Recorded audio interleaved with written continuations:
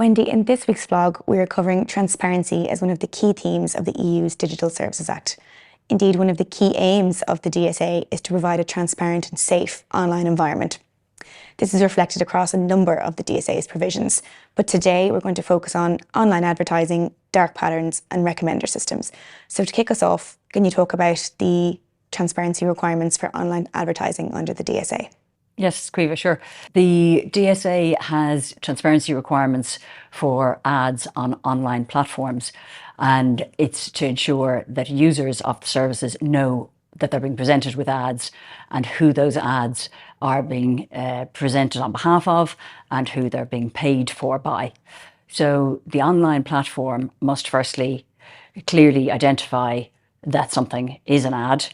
They must identify the person on whose behalf it's presented, who's paying for that ad if it's different, and the main parameters that ascertain why that ad is being presented to that user. So does that mean that any posts on an online platform by a company promoting its own goods or services, for example, will be covered by these new advertising rules? No, thankfully. An ad is only regulated by the DSA as an ad if it is paid for by somebody. So a company listing products on a site or on a platform or promoting their own goods, for example, in an Instagram post, is not covered by the DSA ad requirements. Of course, there are other rules around commercial communications and ads under other EU laws like the E-commerce Directive and Unfair Commercial Practices Directive. These then somewhat overlap with the DSA's provisions around commercial communications. And under the DSA, there is a requirement that online platforms provide users with the functionality to declare whether or not their content is or contains a commercial communication, which will assist users with their transparency objectives. So moving on to our next transparency issue, a hot topic at the moment in EU law is this concept of dark patterns. So Wendy, can you tell us what is a dark pattern and what does the DSA do to change the laws on these? Well, dark patterns is a relatively new term, but it covers practices that have been around for a while and that we've probably all encountered online, such as countdown timers, sort of false urgency, trying to get us to buy things, or information being really hard to find when you're looking to buy a product, or practices that make it really difficult for somebody to cancel a subscription. And these are all now termed as dark patterns or deceptive online patterns. And they have been regulated to an extent over the years by Unfair Commercial Practices regulation, and also in the GDPR, the provisions regarding, free and informed consent would touch on dark patterns or practices on the online interface. Interestingly, the prohibition in the DSA in Article 25 says that it doesn't cover the things that are already covered by Unfair Commercial Practices Directive or by GDPR. So the prohibition in the DSA is like another limb or another tool that regulators will have to enforce sort of different kinds of dark patterns online. There has been a fair bit about talk and enforcement in relation to dark patterns in recent times. For example, the EU's actions in relation to Amazon and how difficult it is to cancel Amazon Prime subscriptions.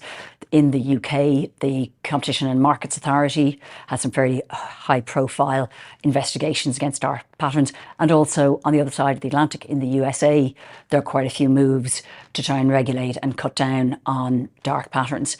In the DSA, the prohibition dark patterns could actually also apply to B2B practices, so not just business to consumer practices.